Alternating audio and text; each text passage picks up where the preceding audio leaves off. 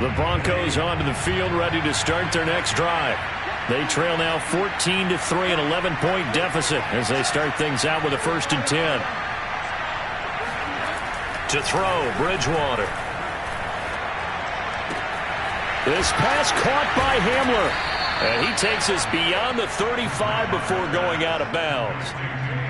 And K.J. Hamler really started to come on strong late in his rookie year. 2nd-round pick out of Penn State in 2020. Shifty, excellent speed, and good hands that he exhibited right there. Bridgewater on 1st down. He's got his big tight end, Fant. And he gets this one to midfield before he's brought down. 3 quarters have come and gone. We'll return with more after this. This is the NFL, and it's on EA Sports. Back-to-back good plays have him on the move on 1st down. Now a 10th carry for Melvin Gordon. And he is met at the line of scrimmage, and he goes down right there.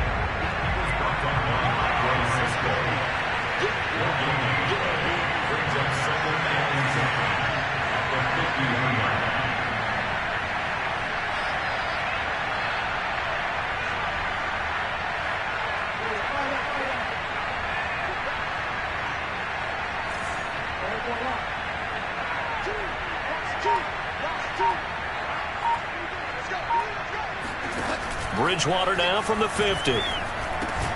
Got Gordon open, completes it. They get 7 out of that, so they're left with a 3rd and 3. One thing I think that's safe to say defensively, the tackling's been really good. And because of that, it's been very, very hard for them to move the ball because you're not getting the benefits of run after catch. They're tackling them almost on the spot. That means they have to run extra plays, harder to move it. And he will have a Broncos 1st down, and he was able to get it by plenty. A gain of 8 on 3rd and 3. On 1st down, Gordon. And he'll maneuver his way forward for about 4. 2nd and 6. Well, on every play call, you realize it's not going to go for a touchdown. So a lot of your calls are setting things up for maybe later in the game, trying to establish the inside run with toughness now, hopefully get to the perimeter later. And let's face it, you could do worse than a 4-yard run on 1st down. From the 31, Bridgewater.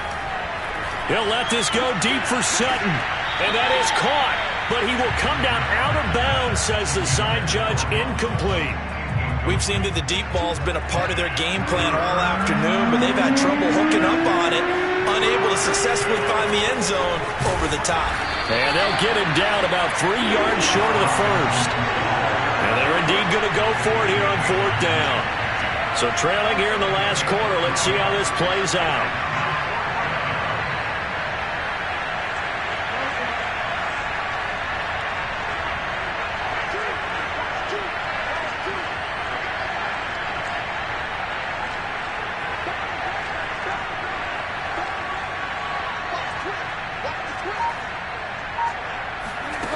Desperation time, 4th down, Bridgewater. Into a double team, and it's intercepted. Picked up by the linebacker, Miles Jack. Well, I guess an interception at this point on 4th down is just as bad as an incomplete pass. Either way, the ball goes over the other side. He has a tough spot to be in this late in the game, and there's not a whole lot he can do there. And he winds up giving the ball away.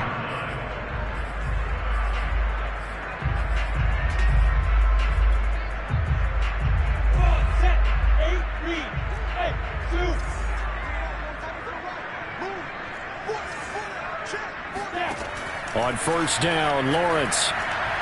He'll let this go for the end zone. And that ball is caught by D.J. Chark for the Jags touchdown.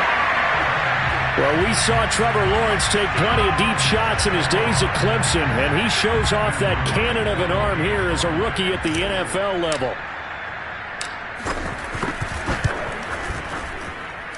Point after, right down the middle. And the lead is up to 18 now.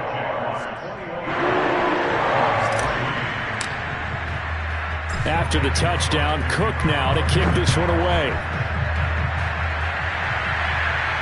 And no return on this one as the fair catch is signaled for and taken. Broncos take over 1st and 10 at their own 25-yard line. The Broncos onto the field, ready to start their next drive. And there are parts of their last drive they'd like to emulate. Of course, they'd like to forget the inning, the interception. But they did put together, Charles, a nice sustained drive to get him down the field. Yeah, and unfortunately for them, the only thing that matters is part two, right? Because once they threw the interception and finished off the drive, that does them no good to go back and say, well, you know, we had a good one going. Finish things off. That's the only way you can get it done. After the loss to start out, here's 2nd and 11.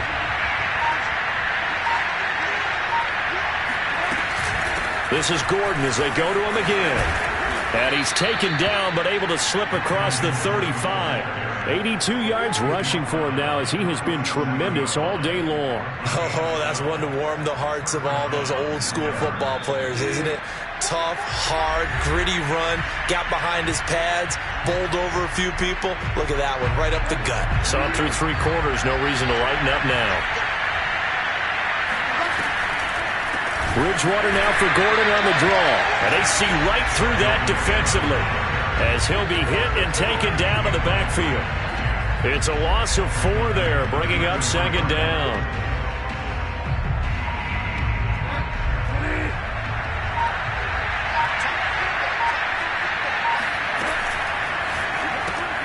And here's a quick throw to Handler on the edge. And he's going to be out of bounds right at midfield. Clock management definitely critical here if they want to get back in this game. Absolutely agreed. They have to up the tempo in this case, down a couple of scores. Want to make sure they have a chance to win this ball game. Another tote for Gordon. He's been busy this afternoon. And this time they were waiting for him as he'll be knocked out before he can get back to the line of scrimmage. 2 yards the loss, 2nd and 12.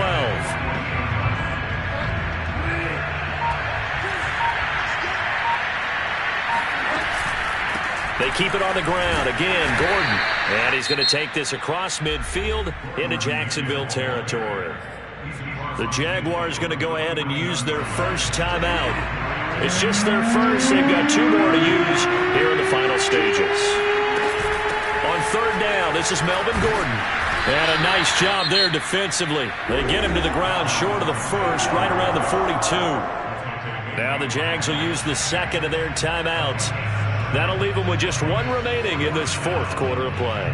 Vic Fangio, an old-school coach, but he's going to go for it here on 4th.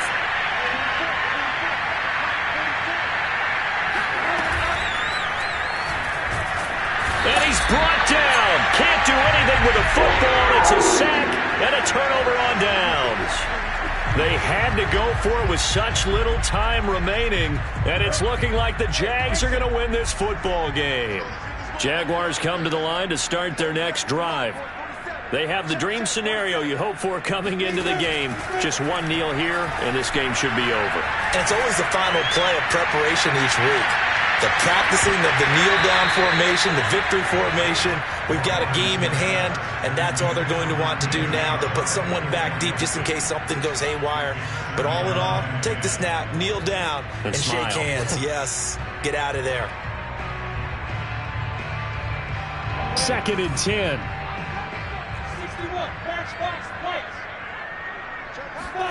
That one looks like he'll throw here. He's going to go up top again. And that is caught at the 10-yard line. Touchdown, Jaguars. Laviska Shenault, his first touchdown of the new season. And the Jaguars are on their way to a 2-0 start.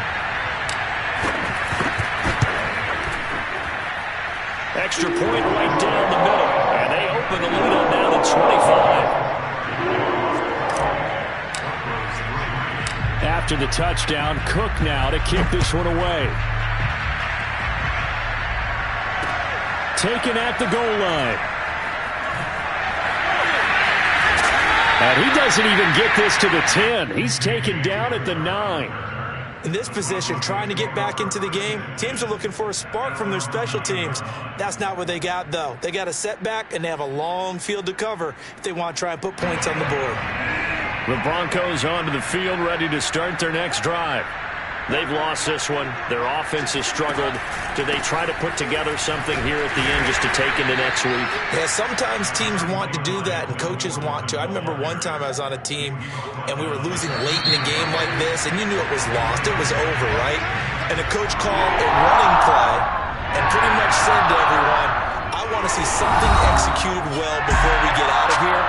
And that was the message to the team. Just something to build on. Just something to build on, get it done, and maybe we can look at that and say, we'll get better as we go forward. So this will be a win for Jacksonville, and they were buoyed, Charles, by a big second half to put this one on ice. And I know a lot of people watching this one were thinking to themselves, I bet halftime was really interesting. Probably took the paint off the walls with some of the words that were said. But I get the sense it was much more of the adjustments they made. They came in with a game plan that we saw that didn't work in the first half. They made the adjustments necessary, went away from that, and then they got it together